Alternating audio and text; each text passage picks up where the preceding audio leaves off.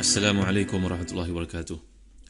Innal hamdalillah nahmaduhu wa nasta'inuhu wa nastahdihi wa nastaghfiruh wa natubu ilayhi wa natawakkalu alayhi wa na'udzu billahi min shururi anfusina wa sayyiati a'malina may yahdihillahu fala mudilla lahu wa may yudlil fala hadiya lahu.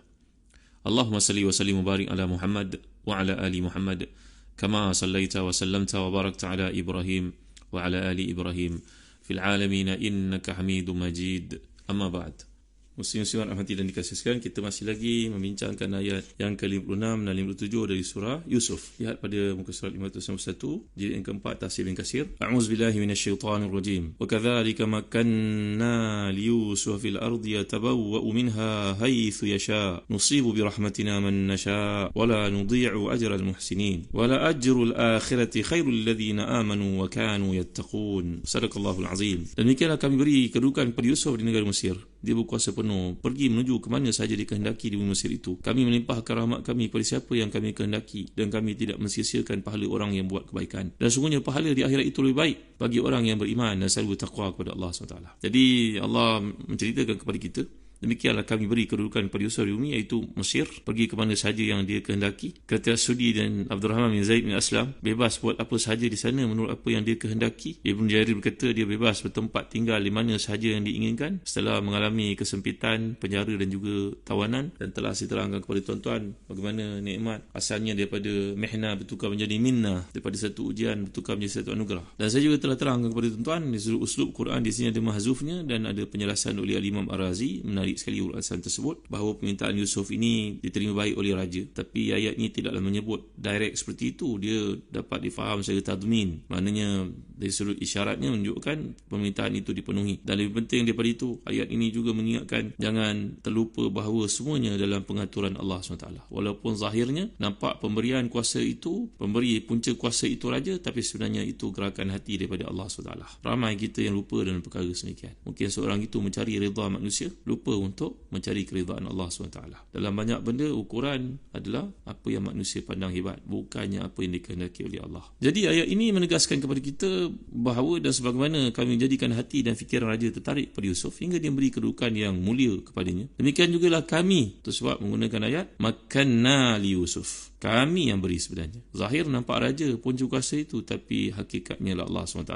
Jadi kami beri kepadanya kedudukan di bumi, khususnya di wilayah Mesir, Mesir yang kita lihat pada hari ini, tuan-tuan, dalam peta dunia itu. Maka Nabi Yusuf bebas pergi ke mana sahaja, berkunjung ke mana sahaja. Semuanya diperolehi daripada seorang hamba yang dipenjarakan, seorang budak bekerja di majikan yang dikontrol ketat oleh majikan, sekarang menjadi orang paling berkuasa di Mesir. Itu semua diperolehi berkat kekuasaan kami. Kami melimpahkan rahmat pada siapa yang kami kehendaki, dan dalam hal itu kami kehendaki orang yang kami kehendaki adalah Yusuf AS. Dan dia seorang yang berbuat muhsin, tidak sedikit pun mensia-siakan peranan yang kami berikan kepadanya. Wala nudhi'u ajral muhsinin. Dalam tafsir ta'wilatul Quran oleh Imam Maturidi menjelaskan bahawa la nudhi'u ajra man ahsana suhbatallah fid dunya wal akhirah. Ini namanya suhbatullah, tuan-tuan. Saya nak jelaskan tuan-tuan bahawa antara perkataan ihsan ini dan juga hasan dalam Quran dibawa sebanyak 194 kali. Dalam Mawsu'ah Tafsir Al-Mawdu'i menghimpunkan ada 194 kali. Tapi kalau khusus menyebut pada ihsan, muhsin, ahsin, ini 108 kali. Itu fi'il madhinya 17 kali, fi'il mudhari'nya 2 kali, fi'il amarnya contohnya wa ahsin kama ahsanallahu ilaika sebanyak 2 kali. Kemudian disebut af'al tafdil ahsan, maka itu sebanyak 36 kali. Kemudian masdarnya sebanyak 12 kali, contohnya talaqu marzan fa imsakum ma'rufin aw tasrihun bi ihsan, ini surah Al-Baqarah 229. Kemudian datang dalam bentuk isim fa'il yang merujuk kepada kesebatian, mendarah daging, dan saya telah jelaskan beza di antara isim fa'il dengan fi'il. Datangnya muhsin, muhsinun dalam 39 kali. Saya telah terangkan juga pada tuan-tuan apa maksud ihsan ni sebenarnya. Ihsan ada banyaklah istilah yang dikemukakan, dijelaskan oleh para ulama. Contohnya Imam Qurtubi mengatakan ihsan ni itqanul ibadah wa mura'atuha bi adaiha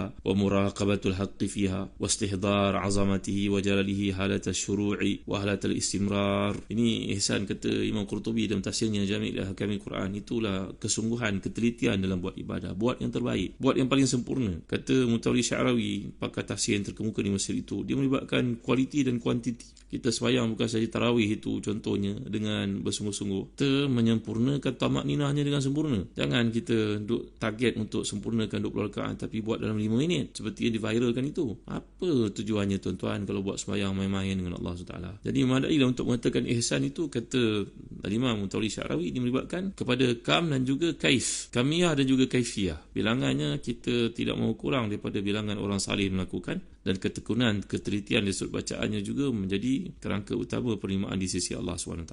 Ini maksud ihsan, antara yang paling jelas boleh kita lihat. Ihsan ni kalau kita perhatikan tuan-tuan, saya pernah huraikan sebelum ini. Menariknya, kalau kita lihat dalam contohnya Mawsu'ah Tafsir Al-Mawdu'i pada Al-Quran Al-Karim, kita lihat ya, ihsan yang disuruh oleh Allah SWT ini, ihsan ini melibatkan satu sekali al-ihsan fil i'tiqad. Tentu ada pada Nabi Yusuf ihsan fil i'tiqad ini. Seorang Nabi, mustahil lah seorang Nabi tidak jelas dalam bab akidah. Kerana kita dapat lihat dalam bab akidah ni Allah Ta'ala menjelaskan contohnya, wa man ahsanu dinan mimman aslama wajhahu lillahi wa huwa muhsin wattaba'a millata Ibrahim hanifa wattakhazallahu Ibrahim khalila, dan surah An-Nisa ayat 125. Siapa yang paling baik agamanya daripada yang menyerahkan dirinya kepada Allah, yang ikut Nabi Ibrahim AS? Tentulah Nabi Yusuf ini cucu Nabi Ibrahim, mengikut Nabi Ibrahim AS. Ini namanya ihsan dari sudut akidah, yang melayakkan baginda mendapat pujian daripada Allah berkali-kali dalam surah Yusuf yang telah kita lihat. Yang kedua, syarat untuk diterima sebagai muhsinin tuan-tuan, mesti melakukan ibadah juga dengan kesungguhan. Al-ihsan fil ibadah. Betapa penekanan ini diberikan oleh Allah sehingga dalam bab sembelihan pun, sembelihan merupakan ibadah, supaya menggunakan pisau yang tajam contohnya. Dan begitu juga dalam bab kurban, dalam surah Al-Hajj ayat 37 Allah menjelaskan dalam ibadah kurban ini, lan yanalallaha luhumuha wala dima'uha walakin yanaluhu taqwa minkum. Bukanlah yang Allah terima itu dagingnya ataupun darahnya, tapi yang Allah terima itu taqwa, iaitu ihsan kamu dalam melakukannya. Pilih binatang yang paling baik. Sebab itu Allah sebut di hujung, wabashiril muhsinin, berilah kabar gembira kepada mereka yang melakukan semua ibadah ini, termasuk korban ini, dengan penuh keihsanan, kesungguhan. Jadi ini ihsan di sudut ibadah. Tadi ihsan di sudut akidah. Dan komponen ihsan yang ketiga jangan diabaikan, namanya ihsan fil alaqat al-ijtimaiyah. Jelas dalam tafsiran lalu, kuliah-kuliah yang terdahulu saya terang kepada tuan-tuan, perhubungan akhlak yang menarik oleh Nabi Allah yang mulia ni, yang terbukti kepada penghuni penjara sampai semuanya manggilnya sebagai muhsin. Inna naraka minal muhsinin contohnya. Kata banduan itu ketika minta untuk ditakwilkan mimpi, ditafsirkan mimpi itu. Permulaan ihsan dalam perhubungan dengan manusia ni tuan-tuan, tadi ihsan dalam bab akidah, ihsan dalam bab ibadah. Nombor 3, ihsan dalam bab alaqat ijtimaiyah. Jadi permulaan ihsan dengan manusia ni adalah dengan iwapa kita sendiri. Sebab itu Allah menyatakan, wa'budullaha wa la tusyriku bihi syai'a wa bil walidaini ihsana. Beribadahlah kamu kepada Allah, jangan syirik kepadanya sedikit pun, dan kepada kedua bapa buat baik. Ini kalau kita pergi introspeksi dari sudut perkataan ihsan, bila dirujuk kepada secara tematik, kepada maudhu'nya dalam Quran, maka rupa-rupanya ihsan ini akan rukunnya yang ketiga dibentuk dengan perhubungan yang baik dengan manusia, dan permulaan manusia itulah ibu ayah kita sendiri sebenarnya. Kemudian perhubungan yang baik dengan isteri dan juga anak-anak. Kalau seorang itu baik dengan ayah ibunya tapi dengan isterinya dianiaya, dengan anak-anaknya tak dipedulikan, maka ini tidak menemui ihsan yang sebenar, tidak mencapai tahap ihsan dalam hubungan kemanusiaan. Apa buktinya? Allah menjelaskan surah Nisa ayat ke-19, wa'ashiruhunna bil ma'ruf fa in karihtumuhunna fa'asa an takrahu syai'a wa yaj'alallahu fihi khairan katsira. Bergaullah dengan isteri kamu dengan cara yang terbaik. Kalau kamu benci, kamu tak suka pun ada satu benda padanya, maka mudah-mudahan kamu kena ingat, kamu benci satu perkara tapi banyak benda baik yang lain Allah jadikan padanya. Dia menggunakan untuk kamu anak, dia membasuh pakaianmu, dia menyediakan makan untukmu. Ada kelebihan si isteri. Ini pesan Ibnu Abbas radhiyallahu anhu. Maklumlah manusia berzaman, berjalan waktu dan zaman, kadang-kadang timbul rasa tak seronok lagi melihat isinya. Yalah, sebelum masa kahwin itu lain saiznya, bila lepas kahwin lain bentuknya, dan melihat kepada orang lain, terdedah kepada macam-macam dalam hidup. Tambahan pula zaman fitnah sekarang ini. Maka al-ihsan yang berkaitan dengan kemanusiaan ini, perkara kedua yang diberi penekanan dalam ayat Al-Quran yang kita lihat, perhubungan dengan isteri dan juga anak-anak. Andai seorang menjaga hubungan dengan ibunya tapi dengan isterinya tidak dijaga baik, maka tak sempurna ihsan kemanusiaan itu. Kemudian yang ketiga, ihsan kepada aqarib, kepada kaum keluarga. Sebab itu Allah menyatakan surah Nisa lagi ayat 36, wa'budullaha wa la tusyriku bihi syai'a wa bil walidaini ihsana wa bidzil qurba wal yatama wal masakin wal jari dzil qurba wal jari al junubi wa sahibil janbi wa ibnis sabil wa ma malakat aymanukum innallaha la yuhibbu man kana mukhtalan fakhura. Beribadahlah kamu kepada Allah dengan sebenarnya, syirik padanya, buat baik kepada ibu bapamu, kepada kaum kerabat, wa bizil qurba wal yatama, anak-anak yatim. Banyaklah tuan-tuan seperti yang disebut dalam ihsan kena ayat-ayat Quran kemanusiaan ini, kepada jiran tetangga, kepada anak yatim, kepada orang miskin, kepada manusia, orang ramai. Tak boleh juga kita pergi ke masjid balik supaya itu tak ada tegur siapa pun orang keliling, apa pun kita ambil peduli. Itu tak betul tuan-tuan. Kerana Allah menyatakan surah Isra, wa qul ibadi yaqul lati hiya ahsan inasyaitana yanzaghu bainahum inasyaitana kana lil insani aduwwan mubina. Maka tanggungjawab kita kepada orang keliling pun ada untuk kita bertegur siapa. Lagi dalam hubungan kemanusiaan ini, juga dalam bab jihad pun Allah menyentuh kena ihsan tuan-tuan. Sebab itu bila Nabi pergi perang, sebagai contohnya orang tua, orang perempuan, kanak-kanak, tak boleh diapa-apakan kecuali kalau mereka melakukan satu pemberontakan, mereka menentang, mereka terlibat dalam peperangan, pun ada gaya caranya tersendiri. Ni tajuk ihsan ni tajuk besar tuan-tuan dimuliakan Allah sekalian. Jadi kita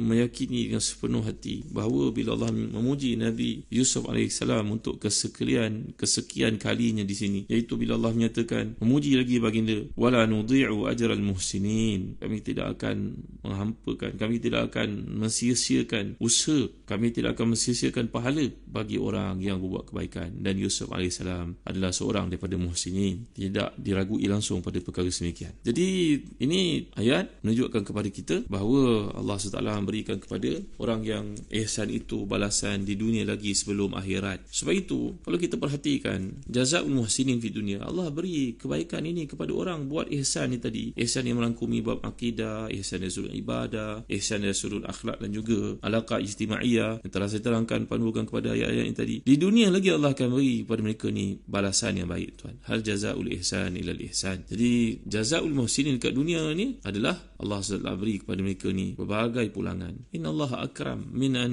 yu'amilaka taqsitan wa anta tu'amiluhu naqdan, kata para salafus salih. Allah ni terlalu mulia untuk menangguhkan ganjaran kebaikan yang kau lakukan wahai manusia di akhirat, sedangkan dia mampu untuk membalasnya kepada kamu di dunia. Ini bukan karma. Jangan silap faham bahawa kebaikan dilakukan oleh seorang manusia itu di dunia lagi dia mendapat hasilnya sebelum akhirat. Kerana akhirat itu jauh untuk kita lalui lagi masanya, tapi dunia lagi sedang dapat kebaikan-kebaikan tersebut. Apakah buktinya tuan-tuan? Dia Allah menjelaskan sebagai contohnya, Allah memberikan kepada orang yang berlaku ihsan kepadanya ini ridhanya. Ridha ni adalah pangkat yang sangat tinggi di sisi Allah. Dia pangkat kedua tinggi selepas pangkat nubuwah tuan-tuan. Sebab itu Allah menjelaskan surat Taubah ayat 100. A'udzubillahi minasyaitanir rajim. Was-sabiquna al-awwaluna minal muhajirin wal ansari والذين اتبعوهم بإحسان رضي الله عنهم ورضوا عنه وأعد لهم جنات تجري تحتها الأنهار خالدين فيها ذلك الفوز العظيم. Orang yang mula-mula ikut Nabi SAW di kalangan muhajirin dan juga ansar ni dan mengikuti mereka dengan sebenar-benarnya, selepas itu Allah redha pada mereka. Tengok orang yang ikut Nabi, ikut para sahabat, dan ini tidak terbatas kepada kurun-kurun yang awal saja. Andai orang terkemudian pun mengikut bersungguh-sungguh sunnah Nabi mereka SAW dan juga sunnah para sahabat ini, mereka ini dipanggil sebagai walladzina taba'uhum bi ihsanin radhiyallahu anhum. Pangkat yang paling tinggi Allah beri untuk mereka selepas nubuwah adalah